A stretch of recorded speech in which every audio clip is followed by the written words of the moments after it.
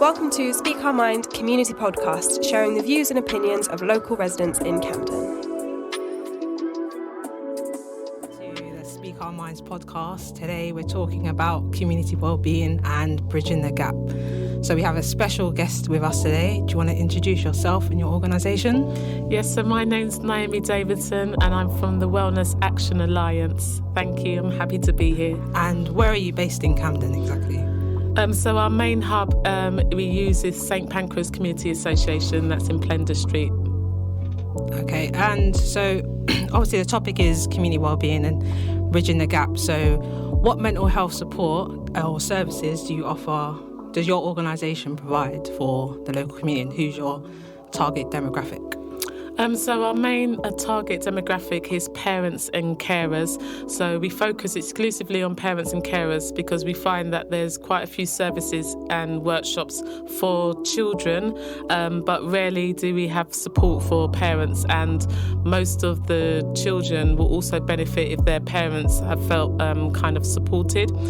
We also focus on parents who are vulnerable, disadvantaged, from maybe black and ethnic minority backgrounds. So that's our kind of target. But we also now work with schools, supporting teachers. So any of the kind of loco parentis, so any organisation supporting parents and families. Okay, to be fair, it sounds like you do a wonderful job on who your target market is. Because I think it's one of those things where it's really important that parents and children have services, especially with the current climate. So how do local parents, children, families, organisations access your services in particular? So we do various different types of touch points. So our first service and offering is our information and signposting. So we offer a directory of other organisations. So we're only a small volunteer-led organisation, and we understand we can't actually deliver everything ourselves. So we partner and promote other local organisations. And one of the things we found through lockdown was that some of the information that's shared on WhatsApp before you looked, it's gone and disappeared. So we decided to capture the information from all of the awesome practitioners, organisations, including the smaller and grassroots organisations online, so you can find that directory. And so part of that is letting parents know what services and resources are available, so that they feel empowered. So empowerment is one of our themes. So that's one way you can touch base with us. We also promote our information and our services via our newsletter, our social media. So we're on Instagram, The Wellness AA, as well as Facebook, The Wellness AA. And we also do workshops and events. So our workshops are predominantly focused on parents. So our key kind of mission is self-care, getting parents and carers to prioritise their self-care. So we host various workshops around that all year, as well as we understand parents have children. So we do a families together events. So we have our events where families can work together just to build and bridge the gap with being more cohesive, communication, bonding, fun. So wherever you see us doing our families together, parents and children are able to interact together. So it's not just that focusing on the children, it will be also kind of bringing the parents together. Well, I've seen some of your fun days and events, and they are definitely fun. You do different kind of activities which gets the whole family involved, from self-care to, I suppose, fun activities, healthy eating and nutrition, which is obviously always important. Just kind of touching on that, what challenges does your organisation face when delivering services? I think our biggest challenge is kind of venue and hiring spaces. That's always a challenge because we, have limited funds. So trying to roll out some of our activities requires a space, and then it's trying to access these spaces, as well as having more people volunteering to support us. So the last parent self-care event we had, it was well turned out, and so we didn't have as many volunteers as we should supporting. So our volunteers were overworked. By the end of the day, we needed self-care. To be fair, it's getting cold now. Like, who wants to be outside? Because where you say about, for example, like funding, and it's an issue, how do you think that not just community organisations like yourself, but corporations and funders can help bridge that gap? Because, like I said, the services that you're delivering are fantastic and it's a much needed service. So how do you think that the gap can be bridged to the bigger organisations and corporations, not just in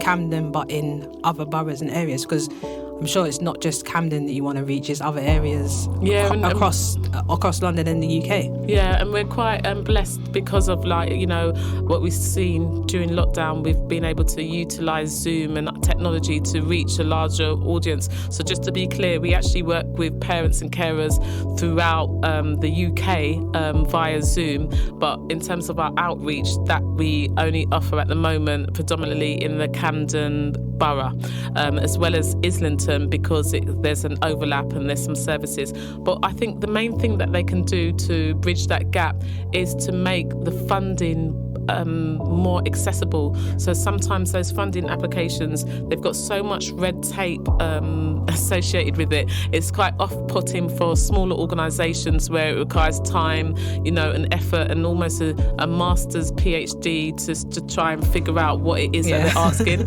So try to break down some of that, because then, you know, the funding is there, but if we can't access it, then what use is it?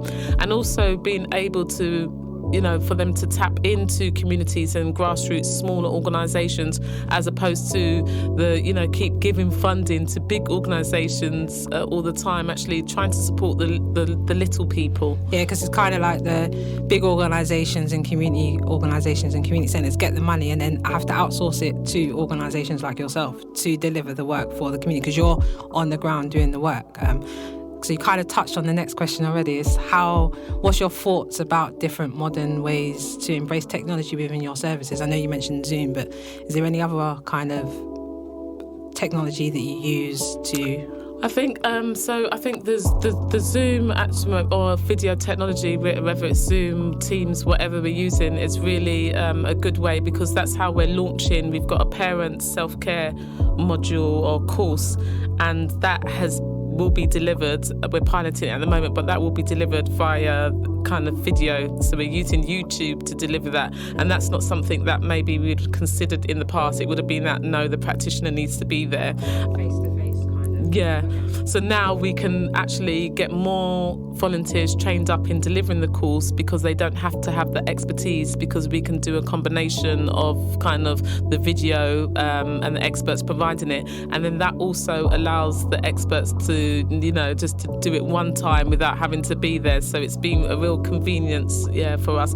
And then hopefully also these things such as podcasts, being able to share the podcasts on our platforms. Yeah. Well, like, obviously that's the end of kind of my questions for you. It's just more like, this will be like a time for you to promote any kind of upcoming events that you have, or how people can get in touch with your organisation. If you've got social medias that they can follow you on, or websites, like, so obviously it's your time to just promote your thing. Thank you. So yes, I would definitely say, if you are a parent or somebody who's caring for children, whether you're a grandparent, a foster carer, definitely get in touch. So you don't have to be in crisis. Our organisation is definitely about preventative. So we're trying to capture, you know, the parents and support them before they are in crisis mode. And part of that is prioritising your self-care, your wellness. So we will do everything to help you do that, achieve that, whether it's through the information signposting, finding out what resources or benefits you can get. We are also a parent-led organisation predominantly, so we offer our one-to-one mentoring and coaching sessions. So you can actually have a professional coach take you through a 6 months kind of journey to boost your personal or professional goals. So a lot of parents are stuck in some of the things that they want to achieve, you know, through juggling parenthood. Parenthood and all the different just life things. in general. Exactly. So what we found beneficial is being able to work with coaches to be able to support parents that way. Plus, we are a fun organisation, so we offer monthly competitions in our newsletter, so you can sign up and join our newsletter. And part of that, most parents enjoy receiving a massage. So they're, how do I get involved in this massage? So you need to sign up as well. So what's your social handles? So our social handles on Instagram and Facebook, depending on what you want, is the Wellness AA. So at the Wellness AA, our website is thewellnessaa.org, so you can contact us. We also have a helpline, we've got an email, so definitely get in touch, join in with our fun activities. Think massage, think games, think bonding. I think I'll have to sign up myself. You know, I'm not a parent, but And we've got some our upcoming workshops that we've got coming up on November. We've got a wellness scrapbook workshop, which is promoting kind of parents' visualizations, coming up for the new year. We've got a beautiful American practitioner that's taken us through that. And then in January, of course, we like to set goals. So we're going to be having, I think it's on January the 7th, a coaching workshop where you can come in and get some coaching tips for yourself, for your family, and also just to kind of narrow down some of your goals for the future, really. So you can find that out again via our newsletter, or if you just go onto our website and go under calendar, you've got all the events. Well, thank you very much, Naomi, for coming in today and speaking on the podcast. Really appreciate it. And the local community, please check them out, follow them on social media, check out their website. And again, thanks for joining us on our Speak Our Minds podcast. Thank you very much for having me. Thank you. Thanks for listening. Stay tuned for more episodes of Speak Our Minds podcast.